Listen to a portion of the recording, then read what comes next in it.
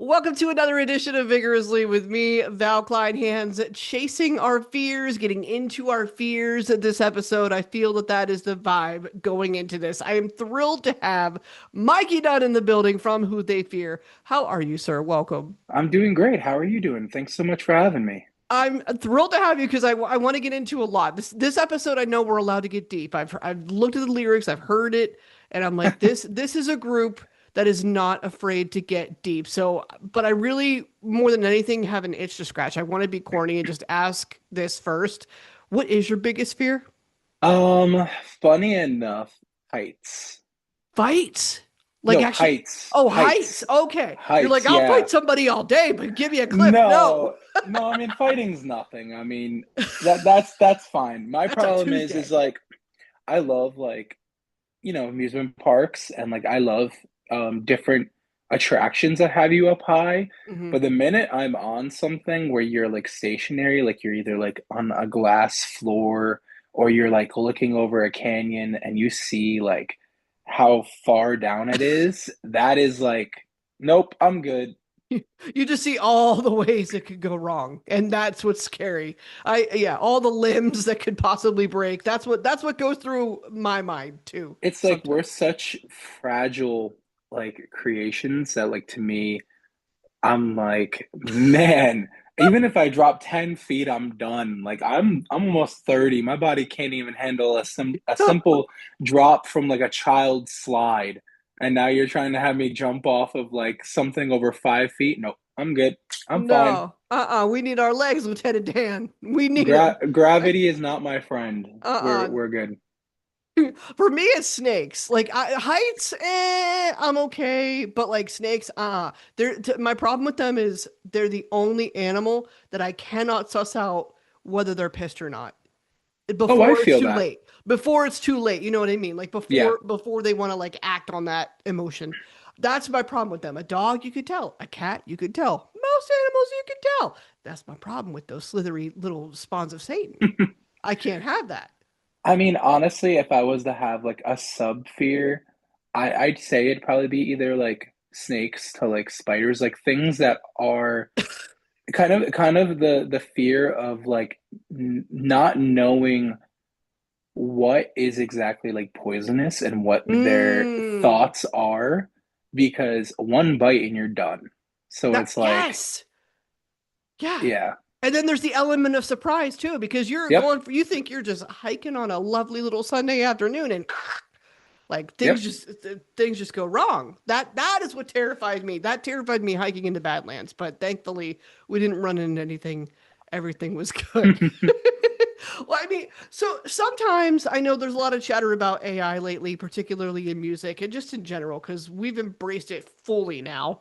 Yeah. And regardless of how you feel about it, it is here and it is a little bit spooky, but I thought I'd maybe have a little bit of fun with it if you're cool with this. We're going to play a little game called Is AI Accurate? Because I Googled who they fear and they did give me an AI summary.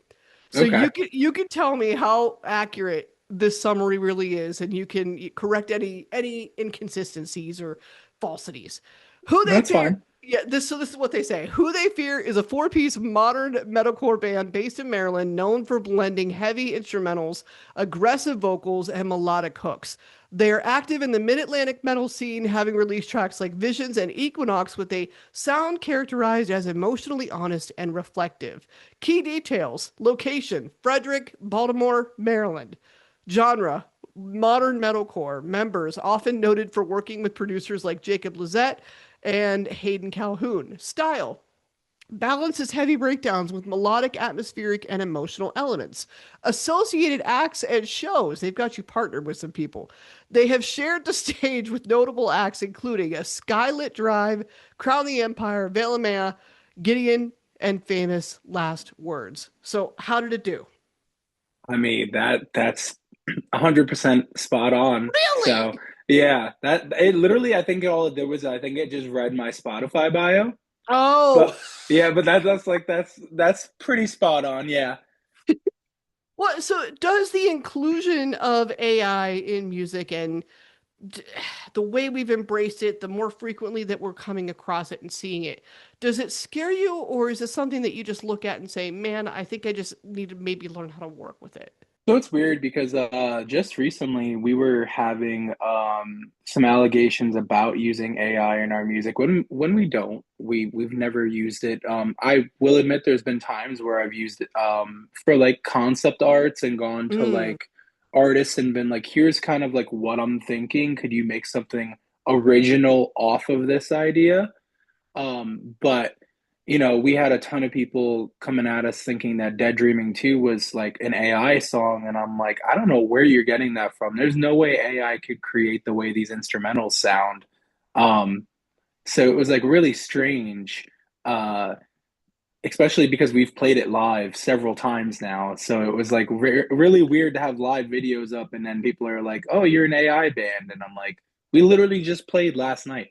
What are you talking about?" you saw us Like, in person. We are real human beings. And also, I'm um, sorry, only somebody with depression, anxiety, any of the sort could write, "What if my life was never what I wanted it to be?" And has actually pondered that existential crisis fully. Like, AI can't do that. I mean, it can try, but it'll probably sound janky. I mean, with AI in music, so I'm not as bad with it as other people are. I know there's so many people out there that are just like, "Oh, AI bad, anti-AI," blah, blah, blah, blah, blah. And I'm like, we're at the point now where sadly, AI musicians, AI music, AI this, AI that, AI content, films, things like Mhm. that, people are just making so much money off of it.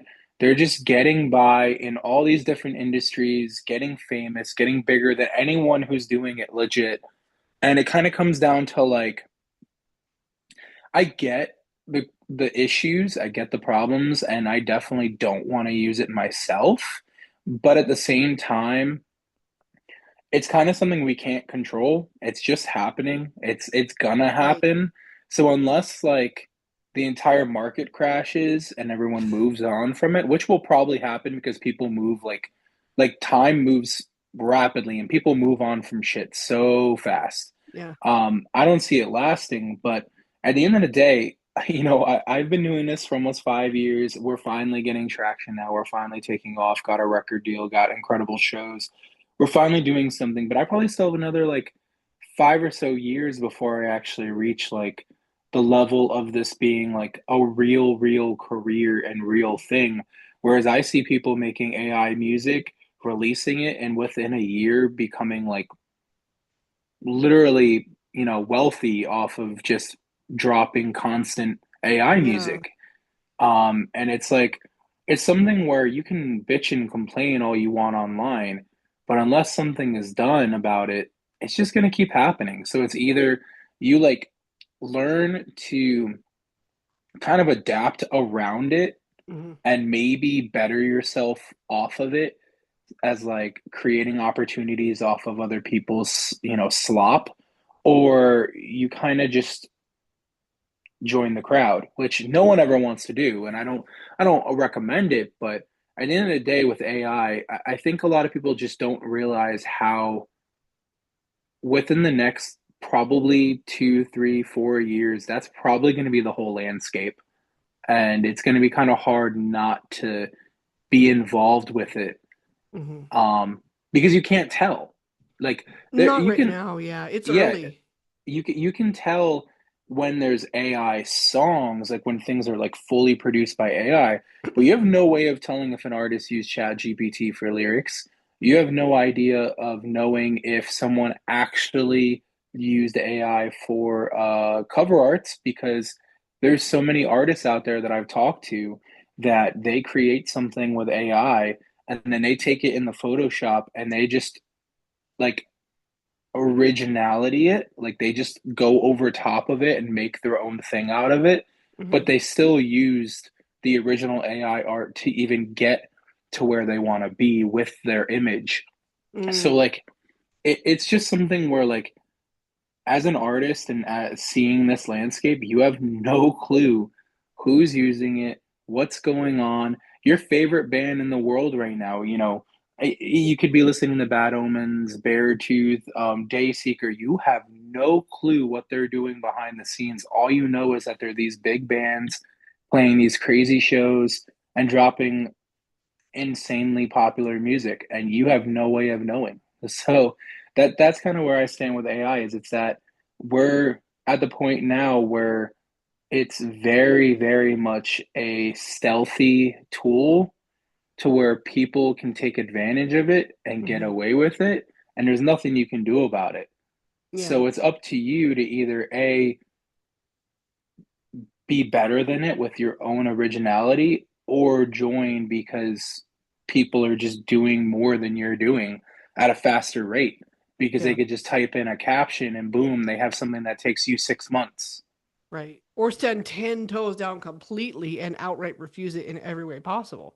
And Yeah, in the hopes that maybe that gives the big wigs making these decisions to implement it everywhere, it gives them the hint that, okay, maybe consumers aren't into this, so we're going to put it out less and less and less, because it definitely does feel like we weren't given a choice. yep, Like it does feel like it just popped up. Here it is. It is now our customer service representative. It is now our proofreader. It is now our grammar check. Like it is everywhere. And we didn't ask for it. nope. Spooky, scary. It's just forced on you. And the funny part is that with all the people that complain about AI, the same thing happened with social media. If you remember back in the Yes, yes. early 2010s when metalcore was popping off, this genre specifically with, Asking Alexandria, Memphis Mayfire, all those bands back then, they were still in the mindset of having to grind shows, having to grind physical media, having to grind their lives away to just get anywhere. And then all of a sudden, out of nowhere, social media completely flips everything. And now in 2026, if you don't have a platform, you don't have a career. You can bring out 100, 200 people a show. You can play 100 shows a year. You can do whatever you want to do. But at the end of the day, if you don't have those monthlies, if you don't have those followers, if you don't have those numbers, 9 out of 10 times, agencies, labels, national bands, big venues like Live Nation venues are not going to give a single fuck about you. No. And it's crazy that like growing up through all of that, I still love those bands. We get to play with Memphis Mayfire this summer, and that's my favorite band. And it's like seeing where these bands were and what they had to adapt to get to where they are now Right. is a reason why not many of them survived. And it's the same thing that's happening with AI, to Hmm. where it's just the music industry is going to be flipped and it's going to be forced, and it's going to be something where you might think you're doing things right. You might think this is the correct way to do it. But if you're not following the template of what the industry has within that moment, Yeah. you're just wasting your time. You reminded me of something very important, and because at first I was spooked by AI too, and I had the same complaint. And I still, in some ways, still do feel this way, that yes, it was embraced too quickly, but I was reminded by the fact that, hey, I'm old enough. You and I are not too far apart in age, but I do remember how quickly social media was embraced too. This is just the next thing. This Yep. is just what that looks like in 2026, not 2006. We're like 20 years later, this is what this looks like now. So you're talking about the importance of flexibility. You're talking about the importance of being willing to adaptability. Now, I grew up not too far from you in Pittsburgh, and I know that this is Rust Belt territory. I know this is working class territory, and you're seeing people with some of the best work ethic you'll find. And I think part of that is the spirit of being adaptable and willing to do whatever you got to do to earn a living and take care of the end all be all responsibilities at the end of the day. And on top of that, there's the millennial part where really, like, I mean, on top of seeing that, watching our dads work in factories and things like that, our grandparents, like, we're watching this, and then we've got the millennial of it all, which is saying prepare for every single crisis ever and every recession and economic downturn ever. Oh, so your sense of adaptability. Am I relating here? Am I too far off? Is some of that where it comes from? Yeah, I mean, with my family and my come up, I played lots and lots of sports pretty much my entire life. My dad was a baseball player, then he moved on to doing baseball fields, and he was in the military as well. And we have a Mm, really strong military family. It's kind of something where like every time I've had a stepping stone in my life, I've always had to adapt. You know, when just an example, we were doing Sovereign, we were playing with Crown the Empire, Summer Slaughter Tour, all these great things in 2024. We had an instance where something happened, our band broke up, and mm. then I had to basically like adapt, find new members, write a new record, do everything. I took a year off, and then I came back, and it's only been, 9 months since we've come back, and we're bigger than we've ever been. We have a Wow. record deal, bigger shows than we've ever had. We're going on tour this fall. We have uh like 12 songs in the oven right now. Well, technically three are out, but there's 12 songs in total. We have so much going on that 9 months ago we were a dead band, and I had to basically behind the scenes adapt to everything, restart our socials, basically restart growing our Spotify, restart merch, restart everything that like, it comes down to in anything in life when it comes to work, because most people nowadays especially are very lazy and don't understand that you need to put in the work if you want to receive the wealth, and if you don't, you're not just going to get a handout unless you're lucky. Right. And 9 out of 10 times the people who are lucky are the people doing anything that's content related, or just like, I don't know, OnlyFans, to like, winning the lottery or gambling. The very, very small percentage of people. So it's just crazy to me, because it's like I work so hard for this, but it's like I'm actually seeing the reward finally. I'm actually seeing the growth and the process. But it's Mhm. definitely something where like because I have that ability to adapt, because I have that ability to understand how things are changing and where things are going, especially with the sound of music, because the metalcore I made 2 or 3 years ago is not the same metalcore releasing now. The metalcore I listened to growing up is not the same metalcore I listen Right. to now. Um, Being able to sit back and be like, what's popular? What's different? Where do I go? How do I do this? Is just a strength that not a lot of people have, but it's like not also that hard to learn. I feel like people just don't want to get with the times when it comes to certain things. It's like Mm. it goes with everything, from equality to rights to things in the world to anything. It's like people don't want to adapt to what's going on in everyday life. And it's like, why? Why are you lazy? It doesn't Well, make any sense to me. and why not? What is Yeah. my question? What's your reason? Why not? Because you really don't know what the result's going to be. Yes, it might be a little bit of a risk, and I do empathize with anybody that is afraid of risk. I Yeah. empathize with anybody that's exhausted by everything going on right now externally and feels a little bit defeated. And it's like, okay, take a hot minute. But at the end of the day, there's something to be said for commitment. Yeah. If nothing else, commitment seems to be the thing that earns respect. Commitment seems to be what keeps the momentum that you're talking about, and what keeps things flowing the way that we want them to flow. It just says so much, and it really doesn't take a whole lot to do that. It's literally showing up. And I get, like I said, I get that some people are exhausted and aren't ready to take that on, and that's fine. Do what you got to do until you get to that spot again. But it's kind of reality. At some Yep. point, you do have to buck up and say, "Look, I'm either going to do this or I'm not." So is commitment that like special sauce that changed things for who they fear and got the forward momentum that you're talking about? What is it that changed? It was that, because, I always say this and a lot of people get mad at me. I look at it as I'm a father.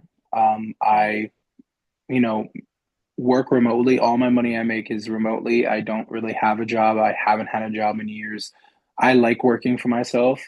And it comes down to like if you put your mind to it and you have something you want to do, it's up to you to accomplish it.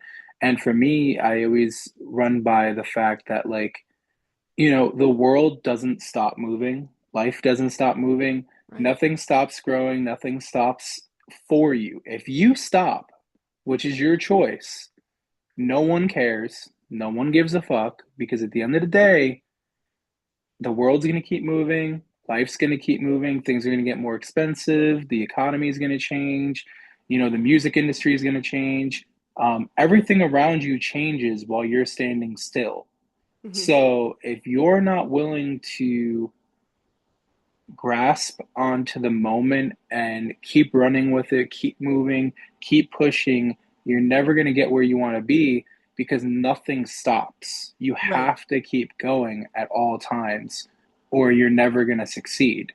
So I'd say yes because, which real quick is it? Can you hear my fan that just kicked on? Not loud enough that it's interfering with Okay, you. cool, cool, cool. Yeah. Um, Example, and I just to clear the air, love these guys to death. So Yeah. if they see this, no shade to you guys, but past members I've had, there comes a point where there just isn't a drive. There just isn't a Mm, passion for the craft, and it comes down to again, like you said, people aren't willing to get their shit together with what's going on around them, with understanding that it sucks, but you got to keep moving because I even with my new current band, we have moments like that where I'm doing everything for the band, everything with booking, everything with posting, everything with making music. And it's like I got to kind of take a second to reach out to the guys and be like, "Hey, how's your day going? How are things going? How are you doing? Like, can we make any process or progress on this?" Kind of just give them a little bit of encouragement. It's just a little bit of like you need that little nudge. But once I right. get that nudge, I see the effort, I see the work, I see, live, we're killing it right now. The guys are doing fantastic with their stage presence and their performance. And it's just something we didn't have before, where we were just struggling to figure out like what was missing. And it was just the drive, it was the energy, it was the passion. And that's just something that like you need as a band. You need a team behind you. Not only do you need a team behind you, you need to be able to push the band forward because no one else is going to do it for you. You're the Right. only one who can push yourself forward. So it kind of comes down to, you know, who's going to be that person in the band that has to sacrifice 30 minutes an hour here and there with their kid, who has to sacrifice an hour of playing PlayStation so they can focus on this. Yeah. It comes down to your choices of where you have these like things you want to do, you have these like things that you want to accomplish with like your free time or with like your life outside of your normal job. But if your band isn't a hobby, your band is a business and you want it to become your career, you need to find a way to make your band your priority. Because at the end of the day, the only way your business will become your career, and this goes for any business you ever start, is if you put time, effort, and make it your priority. Right. And that's a lot of things that people don't realize is that your band needs to, like, you can say, like, hey, my kid comes first. Hey, my wife comes first. Hey, my job comes first. Hey, that's cool. But when does your band come first? Because if your band doesn't get that attention, if your band doesn't get at least 5% of your undivided attention, how is it ever going to go anywhere? Yeah. It's that's So, all in very important things to think about, and it's definitely not the first time I've heard this from a musician. I think everybody who's tried to be in a band has gone through the struggle of I've got this group, some are committed, some aren't. Now we're at a point where we have to have a conversation. yep, Now it looks like things might need to change. And you're speaking in terms of being a leader and being a decision maker and being willing to take on that responsibility. But I'm wondering if does that naturally fall you're for anybody that doesn't know your lead vocals, does that yeah. naturally fall on the lead singer given the title? Like is that something that just happens? I don't want to speak for every band, but most bands that I've worked with or talked with, because I'm a booking agent and I also help manage bands and work with bands and stuff. Yeah, for the most part. Because at the end of the day, another thing I like to say, and a lot of people hate me for saying it sometimes, is that no one goes to a show for a drummer, a guitarist, and a bass player. I It's been see. like this since the dawn of time. No one goes to see a band because of the members. They go and see a band because of the front man. You look at anyone from Falling in Reverse to Escape the Fate to A Day to Remember to Beartooth to any of these bands, they're all going for one single person. When a band blows up, Spirit Box, it's all about Courtney. When a We do band love blows Courtney. up, oh yeah, incredible. Um, what do you call it? Lorna Shore, Yeah, we all want about Will. Will. We want those animal Yep, noises into the hellfire. Let's go. it's literally all about that one person. No Yeah. one cares about anyone else. There are bands, of course, where the other members are doing most of the heavy lifting, most of the heavy work, and are the leaders of the band.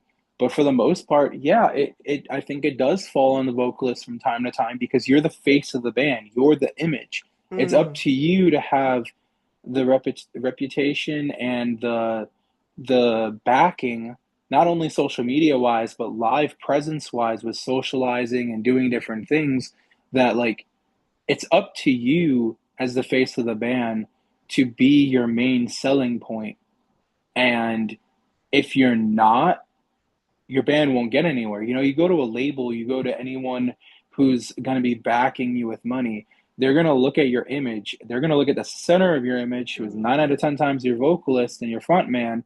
And they're going to be like, okay, so what's the story about this person? How are they online? Who are they as a person? What do they believe? And not necessarily what they believe in, but definitely like looking over, social media pages and making sure there's no like questionable things, making sure that they have like, just making sure that that person can represent their brand the best way possible. Yeah. Um, and with me, it wasn't even like necessarily um, forced upon me. It was more of a choice. And it kind of came down to being like, once my band broke up and we got into this position where we had to write new music, we had to get more shows, we had to figure everything out. I was like, all right, well, this is my band because I'm the original member. This is my everything. So, in a way, what I say goes. Obviously, I respect everyone if they have time, if they need, like, hey, we have a tour and they can't do it, or if we have different things that they can't do, of course. But it comes down to like, I'm gonna do all the management. I'm gonna do all the leader stuff. I'm gonna do all the booking. I'm gonna do all the things that I need to do, get us a record label, get us the opportunities we need. Because in the end of the day, I just feel like it falls on me because it's like I'm the face of the band. It's my band. And it kind of comes down to like not a trust situation, but a situation where it's like I don't want to wait for someone else to get me an opportunity. I want to make that Mm. opportunity. So I just feel like I can do it, so I'm gonna do it. Right. And that's where the responsibility comes in. And you made me think of something else too. Yes, those types of responsibilities do naturally fall on a lead singer in a lot of cases, and particularly with the new band that we're just getting to know. Particularly with the band that we have no frame of reference for, so we got to look at the guy who's making a lot of noise up front Yep. because that's our only frame of reference at that point. I do think, particularly in cases like Typo Negative, like Aerosmith, like Guns N' Roses, once you build some longevity, then the rest of the world wants to find out, well, Yep. who's behind.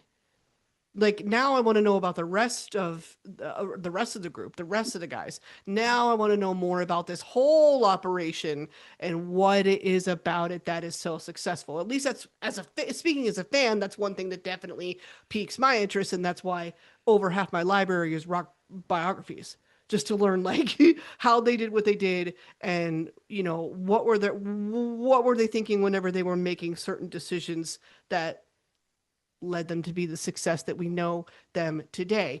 Tell me more about navigating vocals and being a booking agent, because I don't come across that too often. I will talk about that one second. I just wanted to touch on what you just said. The funny part about the Oh, fact that you mentioned all those older bands is back then people cared about the bands and their members. Nowadays people Ah. don't, because if you pay attention, like I have a half sleeve for Escape to Fate. I have, all these other bands that I've loved for decades now. If you follow any band past 2000, even the 2010s, 9 out of 10 times they don't have original members except for the vocalist. Hmm. Whereas back then, like back in the day, that necessarily didn't happen. You still had the same members for 20, 30, 40, 50 years.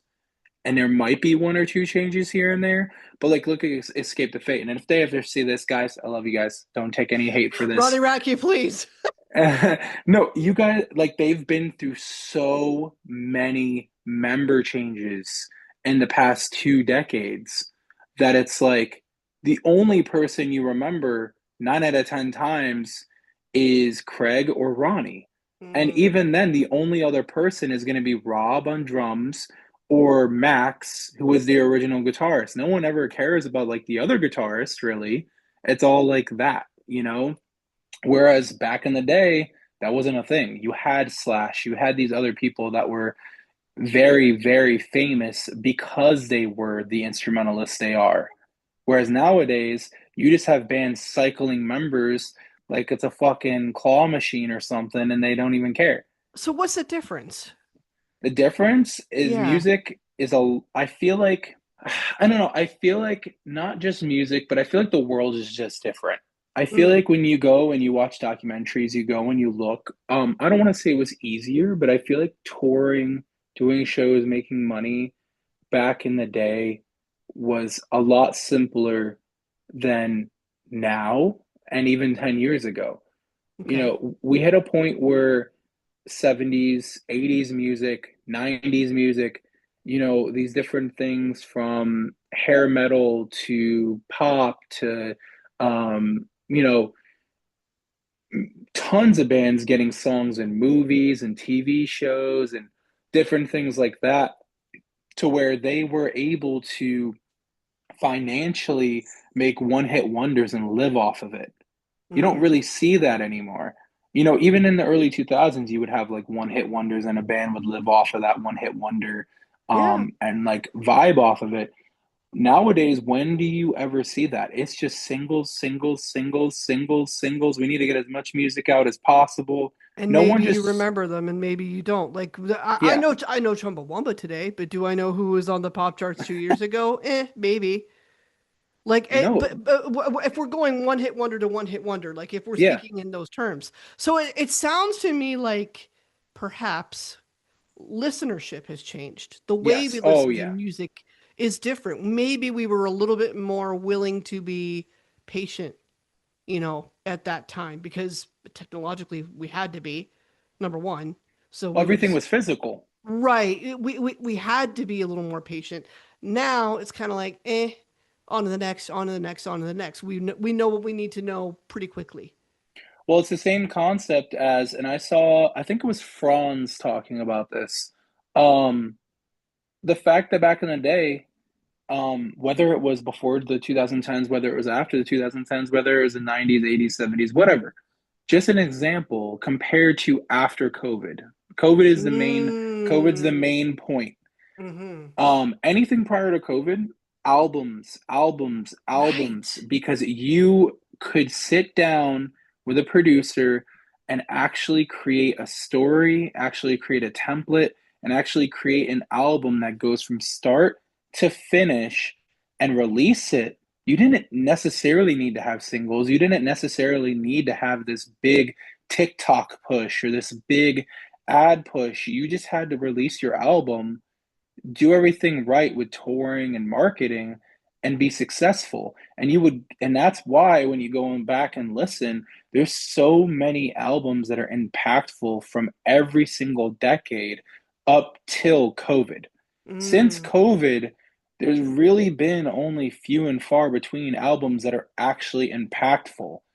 And that's because bands aren't allowed to do that anymore. What they have to do is to stay relevant, as you have to release six, seven, eight, nine singles and then release an album that only has two, three songs left on it because you're Yeah. dealing with modern listeners where they can only last a song at a time and then they skip. Mm. So, I miss the concept album. I miss having an album, being excited for a release day, and then finding out the story as you're listening to it. yep, Like that's so few and far between. And for me, the most recent memory, the last group that like I'm just personally a fan of that's done it is Opeth with the last one. But other than them, I can't think of too many people who are really doing it anymore. There's not a lot. And they're probably only doing it because they are established. yep. They're not up and coming. There's a few for me. You know, the album that blew them into the fucking stratosphere, the Bad Omens album that came Mm. out in 2022. Hmm. That album was probably the best album of this decade so far to me. It changed metalcore in general. Hmm. Um, the most recent Dayseeker album, I think, is peak from start to finish. But outside of that, I mean, there's bands and albums I love. Like, of course, I love Memphis Mayfire's new album. And I even really liked like Attack Attack 2. And I liked what Spirit Box did with the Tsunami Tsunami Sea. Sea. Yes. And then I really liked Architect's album that came out. Um, and even Next Gen from Bring Me the Horizon. Like there's these albums that are good. They're great. They're great for what they are. But if I go back and I look at, Bring Me the Horizon Suicide Season or Sempiternal, doesn't even fucking hold a candle. I Mm. go back and I look at Memphis Mayfire, which if they see this, guys, I love you. I can't wait to play with you this summer. Don't hate me. Please. Um, Chaotic or whatever the fuck. No, it's called Shapeshifter, right? That Right. album is good, Yeah. but it doesn't even come close to the Hollow and Challenger, not even in the same boat. It's a little bit apples and oranges at this point because the Yeah. listening climate is so different. The industry is so different. Yep. I mean, That's look at Wage War. They had to release the heaviest EP of yes. their career just so they can stop having people hate on them because all their stuff is modern metalcore and not what Blueprints and all that shit was back then. Right. I love the last EP because to me, I'm like, oh, there's some authenticity here. Yeah. There is some Florida up in here. Like I'm like, okay, like I believe this now, and it's taken I think them a minute to find their identity, Yeah. and maybe this is it. And if it is, I'm happy with it. But I get what you're saying. There's a learning curve, and you're competing with a shortened attention span. It is hard. So, Yeah. I mean, in the middle of all this, you're doing your own thing. You're booking and you're doing vocals. But at what point did you decide, okay, who they fear is no longer a casual thing. This is a thing. Like we're gonna take this seriously. So I decided that 2 years ago, 3 years ago now. For me personally, I decided this band needed to take off because I thought we released a good EP. Not, it could have been better, but it was all the show offers and all the show opportunities we're getting. I played 700 cap room, show over 1,000 people. Then I went up to Ohio and played with Secrets and I Set the Kill. That show was amazing. Then we played with Until I Wake and Afterlife. And we were just playing with so many national bands, and the band was like taking off at that point. And even after the breakup and everything that happened, I got to this year and like every single new single we've released has been one of the best sounding songs I've ever made. And every time it releases, they always do great. They always pop off. Everyone's actually like caring and listening and wanting to see us and wanting to support us. And it got to the point now where it's like, I believe this can be a thing. I'm not entirely sure yet how I'm going to achieve it in this landscape. Hmm. But for me, like just to give you a little bit of what I do with my writing and who I am as an instrumentalist, vocalist, Please, everything like yes. that, is it goes back to adapting. I sat down with all these songs and I changed my listening. I changed what I listened to. I used to listen to only the old 2010s metalcore heavy shit. Hmm. All those albums from the Warped Tour era. And I had to basically come in a year ago, a year and a half ago now, and basically sit down with like Hyperviolence by Wind Waker, sit down with the newer Bad Omens album, the newer Dayseeker album, sit down with Northlane and The Plot in You and Kingdom of Giants and all these modern metalcore bands, and basically force myself to change how I listen to music and what I like. So now I love that stuff, but it took a little bit. And once I was able to do that, I was like, okay, now I need to essentially copy this. I need to listen to this sound, listen to this music, listen to this everything, and essentially write my own music around it. Like, look at my last EP, look at who we were, look at where we were going, and see if I can pivot it into this newer style. Because if this is what is getting popular, if this is what's taking off right now, this is the only way I will succeed. You know, a lot of Mm, people say that they write music for themselves, they write music for what they love, for their expression. I'm not technically doing that, but I am because for me, I'm writing music to get famous. Because in my mind, if I want this to be a career, I need to have the mindset that every song I write, every song I make can be a top Billboard song. It needs to be the best song. It mm, doesn't, I shouldn't, I can include my feelings, my expressions, my ideas, my stories lyrically. But that doesn't mean I need to hold back on the writing just because I want to do that. right. So I combine both of them so that I can go to Dead Dreaming 2, which is a zombie song, but have very thought out lyrics about how I'm feeling and what if. I was just on a podcast last week with March 4th, I think is his name, or like March Forward or whatever podcast or whatever. And I was telling him, because he was asking me about the lyrics, I was like, well, what if my life was never what I wanted it to be? What if offering Right. myself is a second chance to breathe? That's Is the con heavy. It's the concept of like the world around us already feels like listeners, the music industry, everybody is zombified based off of TikTok, social media, the way you have to live, how expensive everything is.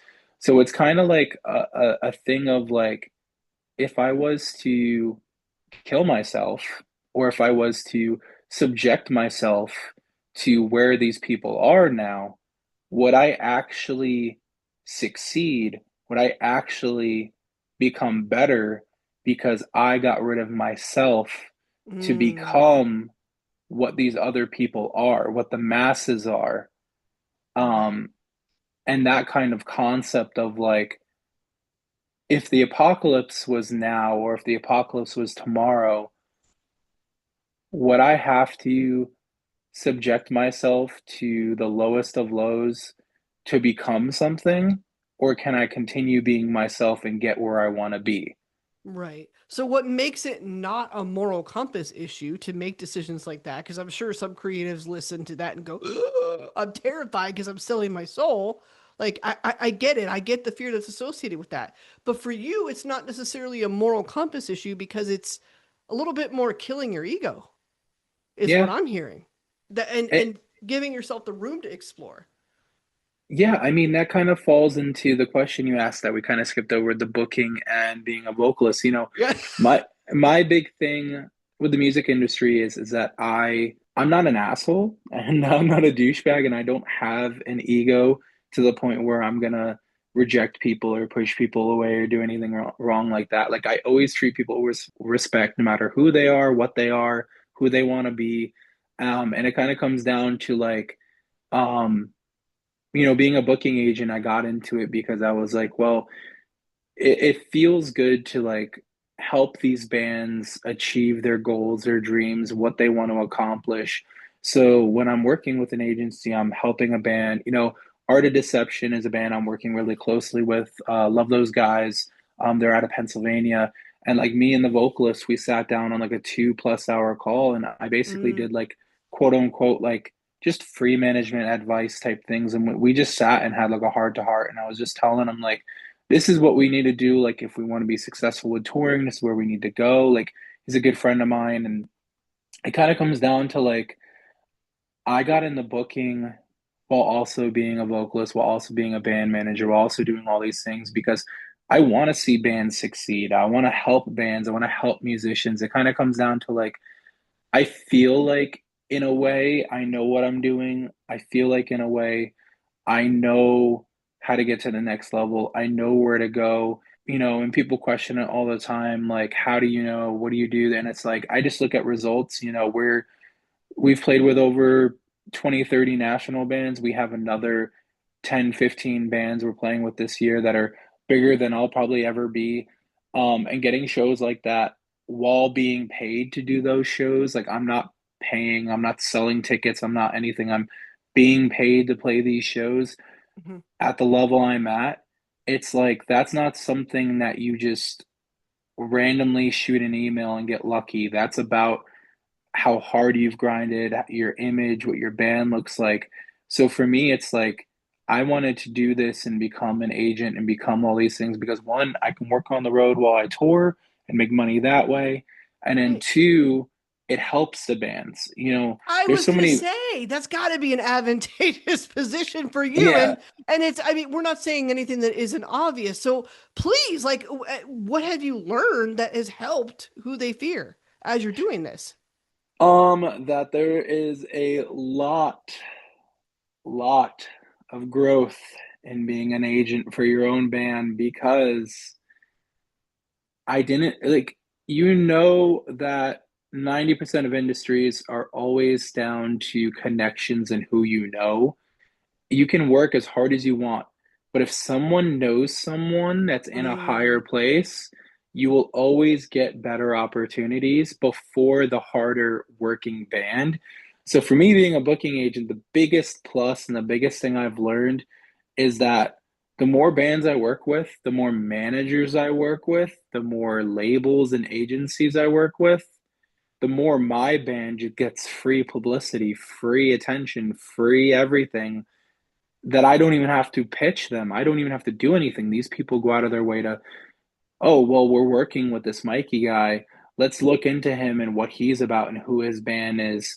And then, that's one way we got this record label deal was reaching out to Billy. He's a great guy. He does tour management for, Dayseeker, Home Team, all these different bands. And he manages one of the bands I book, Resider, fantastic band out of California. just met them. I Um, love them. Yeah. yeah, they're great.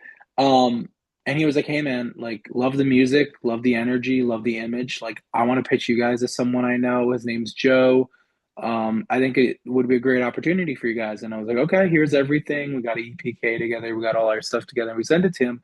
Next thing I know, I get an email, and here we are on Overshadow and working with SVG and stuff. And it's Yeah. like the music industry is many parts and if you can yourself, as one single person, do all these little parts within the industry, that's how you'll actually succeed. That's how you'll actually Right. get big.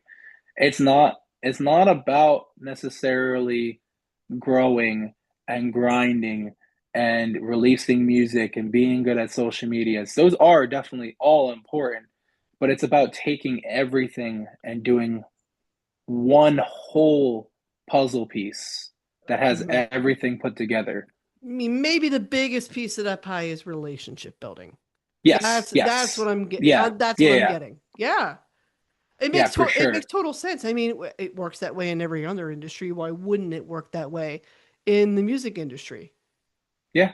No, that's the simplest way because if I'm working with Tuck from a Fit for a King right now to get one of his bands out there, we talked on the phone going over the fact that I love his new album and I think Lonely God's like one of the best Fit for a King albums. And then we got to business and it was an opportunity for him to check out my music and an opportunity for us to meet and actually become business partners in a way and build a business relationship. So it's just things like that where it's like I would have never been able to do that if I wasn't a booking agent. Yeah. And it's really cool. So that's kind of like where booking came about. Where I actually started it because the Wise Men's Fear put out a Facebook post and was like, "Can anyone book us here?" And I'm like, "I've never booked before, but I've played these venues. I'll message them for you." And then next thing I know, I was their booking agent for like 2 or 3 years, and it was pretty cool.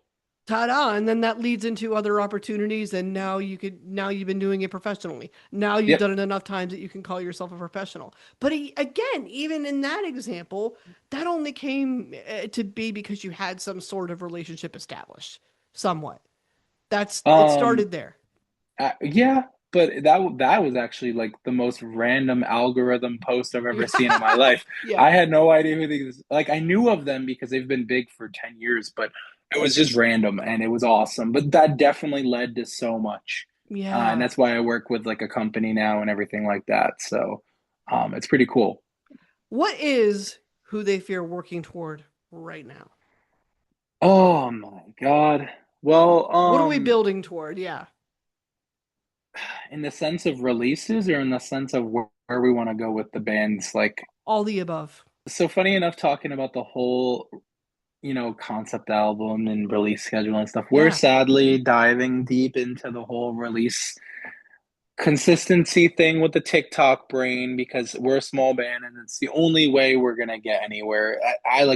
I tell my fans this all the time, like I love you guys, I appreciate everything, but there's no way I can just drop an EP without singles or anything because it's Hmm. just gonna float under the radar in this market. Um, so basically our goal right now, um, since November, we've been dropping a song every 2 months, every 8 weeks. We have like I don't even mind if I leak it a little bit. I don't care. Because I'm just excited about it. We've been working on it for so long. We have a new song coming out in June, and then we have a new one coming out the like end of July, early August, and then we have a record dropping, an EP dropping in September. Okay. And it's kind of every 8 weeks we're releasing stuff. Well, let me ask about the 8 week separation thing though, just because I'm not really like in the industry in this capacity. Is there a reason we're choosing 8 weeks specifically? When we release this, our first EP back, like our second EP technically in general, in September, we're going right back into another release cycle of 8 weeks later song, 8 weeks later song, 8 weeks later song, and then another EP next fall. Like we're just going to be releasing. I want to literally have a song every 8 weeks for the next 2 years, basically, is my situation right now. And when the EP drops, sadly, it's like every song has already been out, but it's kind of how you have to do things now. Um, but essentially, with the 8 week process, it's something I kind of learned from a few friends of mine that work with like Theory Records and a few friends of mine that work with like bigger records like Sharp Tone and Fearless and Thriller and stuff like that. Is it's like you need to have consistent content Mm, or the TikTok brain community isn't going to be able to adapt. So the word of mouth right now, from what I've heard, is that songs are basically dead after 30 days. So like back in the day, you would drop a song and it would last months. Nowadays, you're lucky if it lasts a week. And if it lasts a month, congratulations. Lasting 2 months, you're basically scraping. So like the problem with numbers and the problem with streams that I've noticed is that every month numbers pretty much reset when it comes to monthlies in a way to where if you're at 100,000 monthlies or if you're at 10,000 monthlies or 50,000 monthlies, the minute that month resets, you're like immediately seeing a drop mm, of everything, which immediately makes you start to look bad because you're going from this number to this number immediately. And it's like very daunting because like we hit 20,000 monthlies with the past month, and then we hit this month and it dropped to 14K. And it was nothing that we necessarily did. It just kind of was like how the process goes. hmm So because of that, bands are dropping songs more consistently. If you pay attention to Dark Divine right now, that's in a release cycle. You pay attention to, I think it was Era who just dropped an album. Pay attention to all these other bigger bands. They're doing the same thing 8 weeks, 8 weeks, 8 weeks, because it's like you release a song, you have 30 days of massive content push, and then that 30-day window is meant to just be a new hype up for a song. Okay. And it's like you just keep this release cycle going, because if you can keep songs going, you can keep people's attention, then you can't your ultimate goal is that you're ultimately not losing that listener or that fan, because they'll get hyped for a song, they'll listen to it, Right. then they might stream it for a week, they might stream it for a month, and then maybe it'll die out and they'll go to something else. But then, oh, wait, 4 weeks later, there's another new song. Wait a minute. And then they can go and listen to that.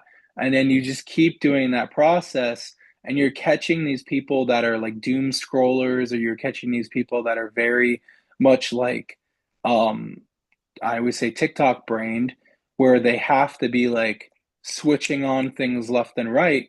Hmm. They're more likely to check out one song that drops every 8 weeks than a 10 song album. I see. Okay. So we're maintaining interest because it sounds like, I guess in layman's terms, the algorithm averages itself out every month. Yes. So you're trying to maintain numeric momentum by meeting somewhere in the middle, or at least giving yourself the best foot to start off on Yeah. by working on the build up between those averages, between the beginning of whatever month, Yeah. into the Basically, next. yeah. Okay. Okay. So wow, no one's ever explained to me how, one, how important that was, two, how it works, three, that there actually is a science to this, and that It, is it's the it's science. something it's something that I'm picking up on. Like people could watch this and be like, "Oh, he's wrong," or "He doesn't know what he's talking about," or anything. And I'm fine with that if you want to call me wrong or anything. But for us personally as a band, I can literally show you numbers, logistics, statistics. Go to bands that I work with, talk with 24/7, that are my friends that have over 100,000 monthlies, and they're doing the same process, and it's working perfect for them. And it's just this concept of modern listeners, 9 out of 10 times, don't want albums. They Mhm. just want songs. So if you're always feeding them a song, if you have a 12, like I've said this to bands before, if you have a 12 song album and you release all 12 songs at once, you literally just wasted your money. Because if you have Mhm. 12 songs, you could go and spread that across an entire year of doing a release every like 8 weeks. And then the minute you get near the end of the year, just release what's left on the album. And you just had an entire year of content. Or on the flip side, because you have 12 songs, you could literally just release a song every 8 weeks for 2 years. That Mhm. means you're always having content. You're always having new music. You're always having people coming to your account. And the best part is that 9 out of 10 times on Spotify or different apps like that, when they follow you, when they subscribe to you, when they anything, they don't go back and unfollow or unsubscribe. It's the same thing with memberships or with subscription services like Netflix and stuff like that. People don't think to unsubscribe, think to unfollow. They Yep. just continue going. So you may have grabbed this person here in January to follow your Spotify, but now on this new song in March, you just grabbed this new person. That person in January, even if they're not listening to you, you still have their follow, Yeah. and you could just keep moving and keep Right. releasing new music, meaning you're always going to get growth. Yeah. The whole takeaway that I'm getting from here is how commitment keeps us in a state of constant momentum, and how Yep. important pacing yourself and paying attention to that momentum is. I have learned so much this episode, and I know that definitely any man listening, any artist listening to this is probably going to learn a lot too. Mikey, thank you so much for your time. I can't wait to see what's next. I know you can't say too much about what's next right now, but you did allude to the fact that we're going to see it all on social media, and we can't wait for it. Thank you so much for your time. Of course.